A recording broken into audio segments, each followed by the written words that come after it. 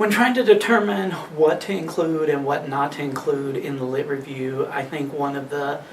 key things for me in my process, and I can't speak to your process necessarily, but for me was to make a pretty structured outline to kind of determine what were the key things that I was looking for, and that would help me then drive what I was doing searches for in the online databases, etc. And so having that outline helped me determine what fit and what didn't fit. I didn't have the outline at the beginning of my process. I kind of looked for a whole bunch of articles and then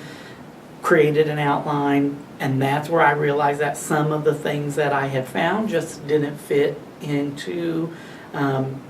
my actual review of literature.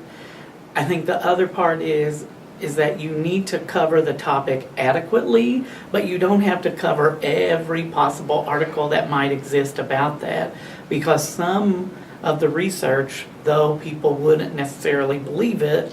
when you start, becomes somewhat repetitive or redundant, or articles mirror one another, or they refer back to the same article, or a book chapter might do that. And so those were some of the things that kind of helped guide me to know what to keep in and what to leave out throughout the process. The other thing that helped me was relying on my major professor to help me figure out at parts along the way what was good and what